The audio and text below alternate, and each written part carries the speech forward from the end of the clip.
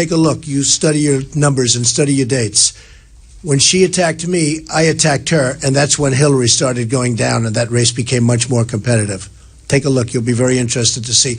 Only one political reporter got that one. Yes? Yeah, Mr. Trump, your comments about George W. Bush and 9/11, Ted Cruz said today that was like Michael Moore, that you were taking... Well, Ted Cruz is desperate. Look, he's a... Yeah, I think Ted's a very unstable guy. We put out a little release. I think you probably get it. Did you get the release, John? I think he's a very unstable guy. And I must tell you one thing about Ted Cruz that I can say that only to a minor extent by comparison for the other politicians. I haven't been doing this long. I've been in it since June 16th. But I will tell you, I have never, ever met a person that lies more than Ted Cruz. I have never, ever seen anything like it. He did it with Ben Carson. He did it with the voter violation fraud deal that he did. I mean, it was a fraud. His voter violation form, which you guys really didn't pick up, was very interesting. You picked up the Ben Carson thing very much, where he told people that Ben Carson had left the race, he's out of the race, and now they have calls that are much more severe than anything you had at the time. But that Ben Carson had left the race, come vote for Ted Cruz, which had actually an impact on me because they would have been, would have been probably a victory for Trump, but it doesn't matter. But I will tell you, the thing you didn't pick up on is the voter violation fraud that he committed. It was a fraud that he committed. And you take a look. So, but I've never seen anybody that lied as much as Ted Cruz. And he goes around saying he's a Christian. I don't know. You're going to have to really study that. Yes? You said earlier today that Ted Cruz is unstable. What do you... I think he's unstable. No, I think he's an unstable person. I watch him. I see him. And I always say he's a good debater, but he can't talk.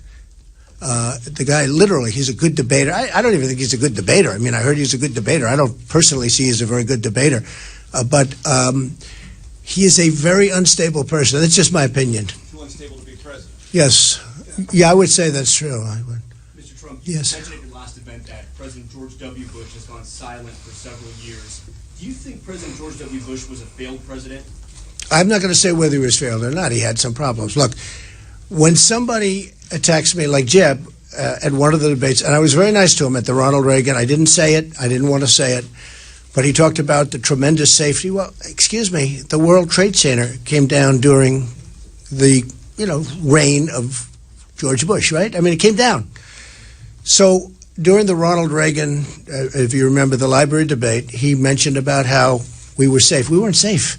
That was the greatest attack in the history of the United States, worse than Pearl Harbor because it was individuals. We were attacked as individuals as opposed to the military. The greatest single attack. So what he's saying, and I'm standing up there, I'm saying, do I want to embarrass him by saying this? But because I'm a nice person, I didn't do it.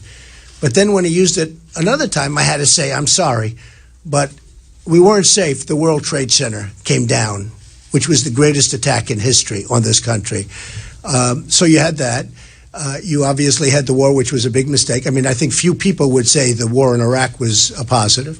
You had him on the aircraft carrier saying all sorts of wonderful things, how the war was essentially over. Guess what? Not over. And, the war with Iraq is a disaster. Now Iran is taking over Iraq, as sure as you're sitting there. They're taking the oil. They're taking everything. I said take the oil. I was against the war in Iraq, by the way. I was the only one on the stage. Believe me, you should get some points for vision. But I was totally against the war in Iraq. I said it's going to destabilize the Middle East. And then when they went in, I said when they're getting out, take the oil. They didn't take the oil. So now Iran is going to have the oil and ISIS has the oil. And ISIS, this has fueled ISIS because ISIS now has so much money because they've had the oil. So, yes, go ahead. Today you attacked Jeb Bush, Marco Rubio, Ted Cruz. You've repeatedly said that you're a uniter. What do you say to... Well, it is a political campaign. No. It is a political campaign. I mean, am I allowed to attack? I get attacked. They're attacking me all the time. No, I'm not. Did I attack Marco? For what? Joking? For being a joke artist? Where did I attack him? For being a joke artist. Sure. And we can't have that as a president, can we? Okay. I don't think I attacked Marco. Yeah, go ahead. Sorry, thanks. The campaign has released a statement in which you say that if Ted Cruz doesn't take down his ads attacking you, you will sue him. Yeah, well, he's printed lies. He said I'm pro-choice and I'm pro-life. He's printed lies. I mean, they're so, not only printed, I mean, I think he's taken out. Look, what he did with Ben Carson was terrible. I've never seen anything like that. It was a total lie. And by the way, 10 minutes after the election was over, the caucus, he went and said, "Oh, I'm sorry." He called Ben. And Ben didn't accept that apology the way I look at it. Okay, didn't accept the apology. So I don't want to be in a position where it's Saturday evening and I get a phone call from him. I'm really sorry about that. My staff did something. He did 3 or 4 things. For instance, he talks about me being against the Second Amendment. I am the strongest person running in favor of the Second Amendment. I'm a member of the NRA. My sons have been long-term members of the NRA, and they're extraordinary shots. The whole thing is incredible. So what he does is he'll walk up and he'll say something. He said, "I will appoint liberal judges." Donald Trump, I just saw it. Donald Trump is going to appoint liberal judges. I named 2 judges that are, and I named them during the debate. I was the only one that named 2 judges that I would appoint. Those 2 judges, now could be somebody else, but those 2 judges are highly respected conservative judges. They'd be great judges to appoint. But he just gets up and said, if Donald Trump gets in, he's going to appoint liberal judges. Just the opposite. But the only way you can fight it, and the only way I can fight it, is all the press here. But most people can't fight it. But he's a liar. So he'll go up and he'll absolutely lie. In fact, Henry, who is lieutenant governor, said, I can't believe the things he's saying, because he understands the views on everything, and he just comes out and boom, boom, boom, absolute lies. Now, he'll apologize, but I don't want an apology after the election. I want the apology before. And if he doesn't, I'm going to bring a lawsuit because, in my opinion, based on what I've learned over the last 2-3 days from very top lawyers, he doesn't even have the right to serve as president or even run as president. He was born in Canada. So I will bring that lawsuit if he doesn't apologize. Oh, pretty quick. I do quick. I maybe if I can. I've got to get the papers drawn, but it'll be. Don't worry, we have another one coming up. Okay, it'll be pretty quick. Yeah. Oh, John, go ahead. So Senator Cruz today is attacking your sister. Can you imagine my sister? By the way, my sister was appointed by Ronald Reagan. Elevated, I believe, in the Clinton administration, but she was originally appointed by Ronald Reagan. Let me ask you this 2-part question. Are families on or off limits? And is this now a sign that this race has gotten really personal? Well, I think, first of all, my sister has nothing to do with me. I mean, she's a federal judge at a high level, Court of Appeals, and she was appointed by Ronald Reagan, originally appointed by Ronald Reagan, a highly brilliant woman, known as a great, as a very brilliant judge. I don't even know what her views are, and I don't think she'd want to tell me. I think she's a very, she doesn't. I remember one of your cohorts wanted to do a great story about her. I said, listen, they want to do a great story about you. She said, I don't want any stories. She's very much like me in that respect. So I don't know. I said, sure we have the same parents? So, but are families, again, to ask the question. I think, frankly, she's a federal judge, highly respected at every level, by both sides, by everybody. And I don't know that that's, certainly what he said about her is horrible. They made her sound just terrible. She may have views on certain things. I've never asked her views. I don't want to ask her views. I don't think it's appropriate. She is a very, very solid person and a very great intellect. And she's acknowledged as being so on the court. But is this now becoming really personal? It just seems like the tenor of this campaign is now increasingly personal. There's no political. Well, I think in many respects. But with Cruz more so, because even Jeb won't go and say, boom, Donald Trump is against the Second Amendment or whatever. He doesn't do that. What Cruz says is incredible. I've never seen anything like it. I think he actually said it. Donald Trump is against the Second Amendment. I said, what? I did a radio show this morning with a very good host, and I won't mention the name, but you can figure it out. And he said, he said that you were totally in favor of Obamacare. Now, every single speech I've made we have to repeal and replace Obamacare. So the host said, he said this, and I questioned him. He said, no, he really likes Obamacare. Now, how do you fight that? Except that these people can fight it. Now, don't forget, I only have 3 days to fight it. I don't have, I'll do it over a period of 6 months. So we will bring a lawsuit if he doesn't straighten his act out. He's a lying guy, a really lying guy. Some people misrepresent. This guy's just a plain out liar. In fact, I felt better because Marco Rubio called him a liar the other night on stage. I felt so much better. I said, good, a politician called a politician. Now I can actually call him a liar. Let's go. Go ahead. Mr. Trump, why are you hosting this presser today in Anna? This is a different reason. This is for Gitmo. And it's really originally for Gitmo, but you folks haven't asked that question yet because it's ridiculous that they're moving people into this area, and we are totally against it. And if I win, we're moving them out, and they shouldn't be closing Gitmo, Guantanamo Bay. They should not be closing it in any way, shape, or form. And they shouldn't be moving people, hardened criminals, into this area. And I will stop it. And if I don't stop it in terms of time, if I win, they're going back. So what's your plan exactly for Guantanamo Bay? I'd keep it open. Sitting without trial? Yeah, I'd keep it open. That's right. I'd keep it open. We have to be very vigilant. We'll look at everybody's case, certainly. And you don't want to have people that are innocent of something suffering. But you have some very hardened people. You've let a lot of people go. He's letting them go one after another. And they're going back. Many of them are going back to the battlefields. You've seen what's happened. They're going right back into the battlefields. So we want to keep it open. And that's the way I feel. And I don't want, and here's the thing, I don't want people coming into this area. And I've had such complaints. I've had people from South Carolina calling me, asking me to do this press conference about Guantanamo Bay. And there's not going to be any people coming here. And frankly, I think the governor should take a very strong stand on it. Well, do you think those people who are being held in Guantanamo Bay without trial, should they get a fair trial? Should they get a military Eventually, yeah. Eventually they should. Yeah. Two questions. I would increase the population. You mentioned the governor. As we capture other people that are terrorists and the like, I would absolutely increase, and I would be very strong on it. Yes. What should Governor Haley do specifically? And then secondly, Well, a governor has a lot of power that people don't realize. A governor is able, for instance, with the migration, you have people coming into the area of South Carolina. They're coming in. If I were the governor, I wouldn't let them come in. I don't care what the rules and regulations say. You know, in theory, the governor doesn't have anything to do with it. I would have something to do with it, believe me. I would make it so uncomfortable for the federal government that they'd say, okay, let's send them to other states, or let's not take them in, period. We shouldn't be taking people in from the migration. We shouldn't be taking people in from Syria because we don't know who they are. We don't know where they come from. You look at what's going on in Sweden and Germany and all of these other countries. We should not be taking people in from the migration. Now, we should help people with safe zones in Syria. I will get the Gulf states to pay for it because right now they're paying for nothing and they're taking nobody because they're smart. You know what? They're smart. But they'll pay. And we're not going to pay. We'll lead it.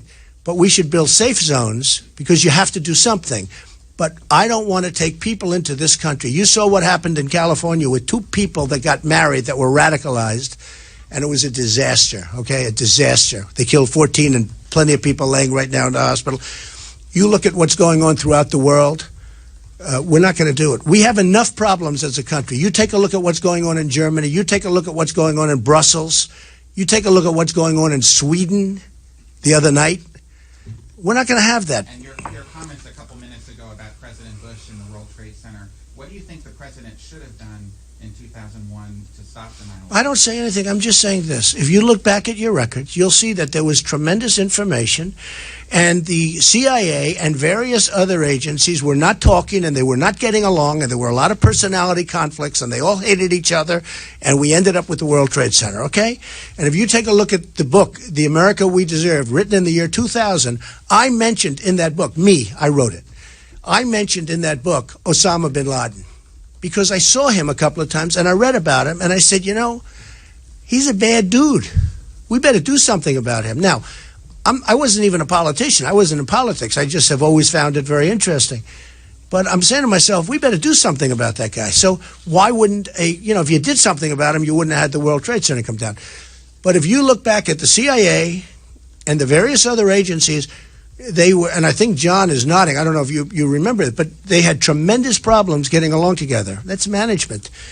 Because if they did, they knew what was going, they knew some bad things were going to happen. They could have stopped it. What about your comment at the last event? Go ahead. Was it negligence on the part of President? I don't say it was anything. I just say the world, I don't say anything. Here's what I say. Are you ready? The World Trade Center came down during his reign. So that was, it's like he was the top. The World Trade Center came down. So he's accountable. Well, the war with Iraq, which started this whole thing. The whole thing starts with the war in Iraq. Saddam Hussein was a bad guy. But one thing about him, he killed terrorists. Now Iraq is Harvard for terrorism. You want to become a terrorist, you go to Iraq. Saddam Hussein understood, and he killed terrorists. Bad guy. But if the president and other people, and frankly, Obama was no better, because the way he got us out was a disaster. Look what's happened since then, a disaster. Shouldn't have been there, shouldn't have gotten out the way we got out. But if the president went to the beach, we would have been better off, believe me. Mr. Trump, but what about... Yeah, John, go ahead. Just ask the question as clearly as possible. Is George W. Bush responsible for what happened on 9/11 or not? No, I think we could have had greater vigilance, but I would never say anybody was responsible for that. He's arriving here about an hour from now. Say hello to him for me. Give him my warmest regards. It's not totally coincidental. No, look, this is... Me? No. Look. Actually, no. When was this set up? I have no idea. This was set up for Guantanamo. No, not really. Do you think his presence in the state will be helpful? Will help Jeb Bush or hurt Jeb? I compare it to Bill Clinton. So Bill Clinton came out 4 weeks ago, and his wife made a statement about me having to do with sexism, right? And I made a statement about her and him. And I said once she made that statement, and once he was campaigning, it's a whole different ballgame. Now, if the ex-president is campaigning for his brother, I think he's probably open to great scrutiny, maybe things that haven't been thought of in the past. You know, when Jeb used his name, as I said in the first debate, in the Reagan debate, I left it alone. But when he kept using it, I said, I have to bring it up. When he talked about the great safety we had, I said, I'm sorry, at some point we have to bring it up. And the other day I brought it up. I said, the World Trade Center came down during your brother's reign. Do you think there's a chance it will actually hurt Jeb Bush to have his brother here in the state? I don't know it's going to hurt. I don't think anything can hurt him. I think he's doing so badly. How much worse can he be hurt? You know. Getting back to your opposition about the Supreme Court, Mr. Trump, you said on the debate stage, Delay, yes. Obviously, a term for presidency is 4 years long. This is the end of the president's term, 11 months left. In a Trump presidency, when do you draw that cutoff line if there was a vacancy to fill? How far? I wouldn't draw the line. Hey, look, I don't blame Obama. He's going to try and do it. I don't think he should be successful because Mitch McConnell has a tremendous power in terms of the delay and in terms of, you know, proceeding, et cetera, et cetera. And the time is not that long. It's, what, 11 months, 10 months? So it's not, no, but it's not that much. I'm not saying that Obama shouldn't do it. I'm just saying the Republicans should not allow it to happen. Now, I also said the Republicans should not have approved the budget they approved 4 weeks ago, and they approved the budget. So you never know. I mean, they've been very disappointing. The Republicans have been very, very disappointing. I always say that Obama is the worst negotiator I've ever seen with everybody but the Republicans. What does it say about the Republicans, though, if some of these individuals, Srinivasan is a name that's been thrown around. He was, I think, 97-0 was his confirmation as a federal court judge. So if 97-0 is the score, as it were, then, and it changes now in a political year, what does that say about the Republican Party, and does that risk the Senate for Republicans? I think what's going to happen is he'll put in somebody who's probably a little more moderate than he would have normally done.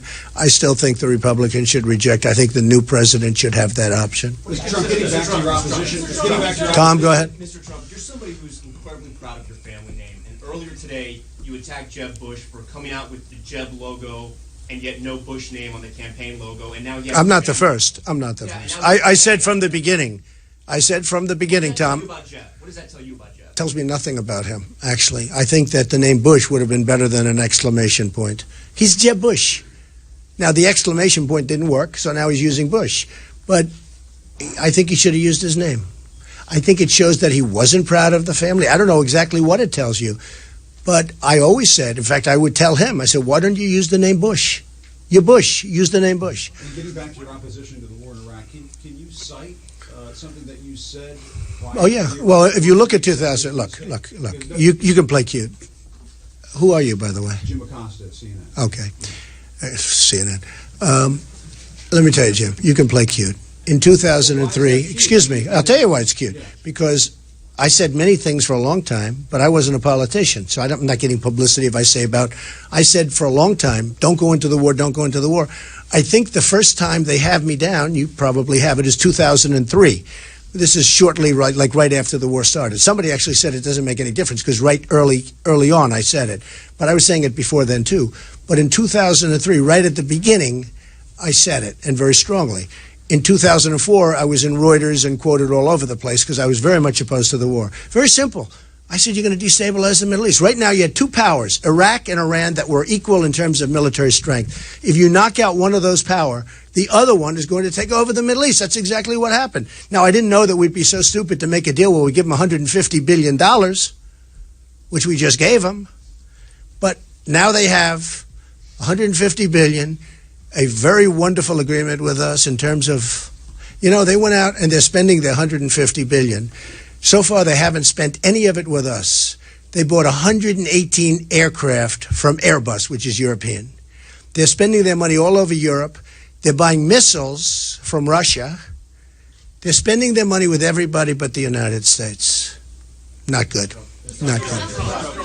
It seemed like, especially in the Florida event, it seemed like you were trying to strike a more optimistic note. You weren't attacking your rivals as much. What's changed between Thursday and the debate? Well, I'll tell you, I went to the debate and I was attacked. If I wasn't attacked, I thought it was my best debate. Some people agreed. Some people thought I was too tough. I thought it was my best debate. But I was being attacked from everybody. The incoming was unbelievable. I'm looking around, including by the moderator, because they're saying Donald Trump said this and this about your brother. That's how that whole thing started. That Donald Trump said in ancient times, so-and-so about your brother. That's how that came up. I didn't bring it up. That was brought up by John, as you know. Okay? So I didn't bring it up. So I was being attacked by the moderators from the standpoint that they were feeding. It was like a feeding frenzy on Trump. That's why they got good ratings. They got very good ratings. South Carolina voters? I think I'm doing great in South Carolina. I think the South Carolina voters, I know South Carolina very well. I've been here a lot. And I think they have a very sophisticated voter. And they get it. They get it. For instance, when Cruz lies about virtually everything I've done, they get it. I really believe they get it. We'll soon find out. If you're so confident about this lawsuit against Ted Cruz, why not file it today? Well, actually, I'm doing a favor by filing, because the Democrats are going to file it anyway. Just so you understand. You don't think I get along with everybody? Remember? I was a business guy, got along with everybody. The Democrats are, if Cruz ever got it, I don't think he's going to get the nomination. I think I'm going to get it, but if Cruz ever got the nomination, the Democrats are going to file the lawsuit. So in a sense, I'm doing him a favor because I'm filing it early. If I file it, I'm filing it early. But I have a very good lawyer, already hired, have a very good lawyer, and a lawyer that truly believes that's right. But remember this, how do you give a man the nomination for your major party, one of the two major parties, and the man has a cloud over his head? And I told him, get a declaratory judgment. You've got to do something. Because the Democrats are going to file. To the best of my knowledge, there already are 2 lawsuits out there. But is this the proper way to use the courts as a threat? No. Look, eventually it's going to be used anyway. They're going to sue him. If he got the nomination, they're not going to sue now because they don't think he's going to get the nomination. But if he got the nomination, he's going to be sued. So frankly, if I were him, I'd probably tell him, if I was advising him, other than I'm more moral than he is, in my opinion, I would probably tell him very nicely, keep your lies going. You're going to get sued. You're going to get sued anyway. Might as well keep your lies going. But let's see what happens. I don't know. I think it's a good lawsuit. Mr. Trump, are you concerned that your attacks on George W. Bush, he's a very popular figure in the state of South Carolina, and a lot of people here may think that, he kept the country safe after 9/11. Are you worried that What does that mean, he kept the country safe after 9/11? In other words, we had this major catastrophe, and after that, what does that mean? I don't know. See, I've heard that for years. You know what? I've heard that for years, Jeremy. I've heard for years he kept the country safe after 9/11. What does that mean, after? What about during 9/11? I was there. I lost a lot of friends that were killed in that building. The worst attack ever in this country? It was during his presidency. You mean we had the worst attack ever? By the way, after that, we did okay. That's meaning the team scored 19 runs in the first inning, but after that, we played well. I don't think so. What are the stakes here Saturday for you in your campaign? You've often talked about running the table. Well, I don't know. I mean, I think we're doing well. I've been around. We have a tremendous rally tonight. I'm here for the entire week, and Is that because you're nervous about where things are? You mean the fact that I'm here? Yeah. Give me a break. Saying that you're not going to have to worry about all the raids being made by migrants coming in. You also talked about a 500-person charge. Well, no, you have a situation here where people from Syria are being settled in South Carolina. And I think it's disgraceful. And if I were Nikki Haley, I would not allow it to happen. I'll tell you right now. I would not allow it to happen. And she'll say we have no choice. A governor has choice, believe me. What are the raids and the 500-person charge? What is that actually referring to, the 500-person charge you mentioned? 500-person charge? At the last event. I don't know what you're talking about. Go ahead. We've talked about the intensity and the ferocity of this campaign really ramping up right now. You talked about all the attacks being subject to them. You're making a lot of them. Do you feel well, I'm responding. In all fairness, John, I'm responding to them. him. Do you feel there's increased pressure right now? And how are you dealing on me? How do you deal with the pressure? I think I deal with pressure well. I mean, I've won many club championships. You have to deal with pressure. You know, I deal with pressure. That's what I do. My whole life has been pressure, and I like pressure. I really do like pressure. But I don't think Cruz deals well with pressure. I think he's a basket case. You know, he thought he was going to win New Hampshire, and he lost. Not only did he lose, he lost big league. I think that Cruz does not handle pressure well. I don't think that Rubio handles pressure well. You saw that in his run-in with Christie. I mean, I was standing next to Rubio, and I thought he just got out of a swimming pool. He was soaking wet. I mean, so I don't think he handles pressure well. I just don't see him negotiate. You know, look, I don't see that personality negotiating with Putin like this personality, okay? You want to make a good deal for the country, you want to deal with Russia, and there's nothing wrong with not fighting everybody, having Russia where we have a good relationship as opposed to all the stupidity that's taken place. But I'm going to make the great trade deals. I'm going to make the great deals. These guys aren't going to make. They're politicians. People say the South Carolina period is a real pressure cooker. You say what? I think I think everything's a pressure cooker. You have to handle pressure. That's what I like doing. I love the pressure. But you can't lie. You can't allow lies to take place, like where Cruz is saying with guns, with abortion, with this, with virtually everything. I mean, it's just a lie. And somebody has to come and somebody has to say it. I find the whole South Carolina thing so interesting. I find the people, we've already had a couple of events today. I find the people amazing. They're amazing. The one thing that's really interesting, they're very knowledgeable politically in South Carolina. And I think that's a good thing for me because they understand politicians. They understand that they're all talk, no action. They're not going to make deals. Look, I'm the only politician that's not getting money. All these guys like Cruz is getting tremendous amounts of money from oil and all these different. Jeb Bush, Woody Johnson from Johnson & Johnson is his campaign, finance chairman. Woody will totally control what happens. You think the drug industry is going to be hurt by Jeb Bush when Woody Johnson is the head of his committee raising funds for him? The drug companies, basically, there's no bidding. If we bid out, they're the largest, we are the largest purchaser of drugs in the world, to make you better. We're the largest in the world. The drug companies, there's no bidding. You know why there's no bidding? Because the politicians all take money from the drug companies, campaign contributions. Probably money too, but that I don't know about. You guys can figure that out. But they take money from the drug companies. And same with the military companies, same with the lumber companies, same with everything. Me, I'm not taking any money. I'll do what's right. I'll do what's right for the people. And I think it has an impact. I'm not sure if it's as big as it should be because I will have spent a lot of money by the time it's over. So I don't know if I get, if it's as, I don't know if that point, John, is being made as importantly. I don't know if it's that important. Does somebody go into the booth and say, I love Trump because he's not taking money from any of the special interests or the lobbyists? I don't know. But we'll soon find out. And what about with the RNC? In South Carolina, you talked a lot about Ted Cruz's campaign tactics. South Carolina in the past, one of the key protections voters had with Key what? About Cruz's campaign tactics. In South Carolina until 2013, voters had the protections of Section 5 of the Voting Rights Act. Do you favor restoring that legislation? Well, we're going to see about it. I'm going to look at a whole lot of things because what I see so far is unbelievable. That somebody can go and do what they're doing and make statements like that. And I learned a lot from Iowa. Don't forget, I've been doing this since June 16th. I learned so much from Iowa when somebody can be so dishonest. When I saw, and I know you people covered the Ben Carson thing, but to me, what was worse was the voter violation form. This thing looked like it was came right out of the IRS. The paper, the look, it looked like a government document. It said voter violation, you are in violation. So anyway, I'll be looking. Yeah, go ahead. Very good reporter. By the way, very good reporter, this guy. Go ahead. Well, they default. I mean, look, I'm very disappointed in the RNC, Republican National Committee, right? I'm very disappointed in the RNC because for 3 debates now, the room has been stacked with special interests and donors, as you know, as the press knows. And as an example, I gave 2 judges who were very conservative judges. I was met with nice applause, just for...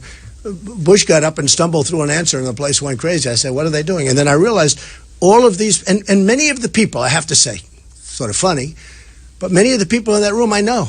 Some are friends of mine. Some are waving to me and booing. They're waving like this and they're booing and they're having fun. And I'm laughing, I get it. But some of them are friends of mine. They are special interests, they're lobbyists, and that shouldn't be. And they have total control over the people I'm running against. Total, absolute control. And I bring up the drug thing because the drug companies are going to go to competitive bid. Whether we save $100 billion a year or $350 billion a year, they're going to competitive bid. These people can't say that because the drug companies give them a fortune to run for office. Okay. Tom? You've come across a lot of politicians in New York, New Jersey, Las Vegas. Too many. Is Senator Ted Cruz really the dirtiest politician you've ever Well, come across? not the dirtiest, he's the biggest liar. I've seen some that are much more cunning because you wouldn't catch him. I mean, this guy lies, but he got caught every time. He got caught with Carson. The good ones are the ones that can do it and not get caught. If Ted Cruz did it and didn't get caught, he got caught with voter violation. He got caught with stuff in New Hampshire. We caught him here with robocalls. He's making robocalls. They're doing a poll, and they're saying, Donald Trump is a horrible human being, blah, blah, blah, blah. Would you vote for him? And Ted Cruz is wonderful. What about Ted Cruz? What they're doing is, it's, you know what it is, push polls. And we caught him. So the really good ones are the ones that don't get caught. He's got caught every time he did anything, he got caught. But if you catch him and don't do anything about him, then it's your fault. Okay? What are some of your closing arguments for the South Carolina primary? For the what? For the voters. Very simple. Great borders. We're going to build the wall. By the way, Mexico's going to pay for the wall. That's a very interesting thing because these people come off the stage. They say, Mexico's not going to pay for the wall. My competitors. I say, of course they are. We lose so much money with Mexico in terms of deficit. We have a deficit with Mexico that's so massive. They're going to pay for the wall. The wall is peanuts. Trust me, they're going to pay for the wall. But we're going to have a strong military. We're going to take care of our vets. So important. We're going to end Obamacare. It's going to be terminated. We're going to come up with something very good, whether it's, look, there's so many different plans. Now, part of the problem with the plans are the insurance companies dictated the plans to Obama. Insurance companies are making a fortune, some of them, with Obamacare. We're going to come up with a savings, you can do the healthcare savings plan. We're going to get rid of the boundaries around the states where it makes it totally non-competitive. It's totally non-competitive. So we're getting rid of Obamacare. We're repealing and replacing Obamacare. Common Core is absolutely it's dead. It's the worst. We're number 30 in the world in education. You have Norway, Sweden, China, Denmark. You have these countries. We're number 30. We spend more per pupil. So Common Core is dead. We're getting rid of Common Core. We're going to protect our Second Amendment. When I say dead, we're bringing education locally. We're going to protect our Second Amendment, and et cetera. Okay?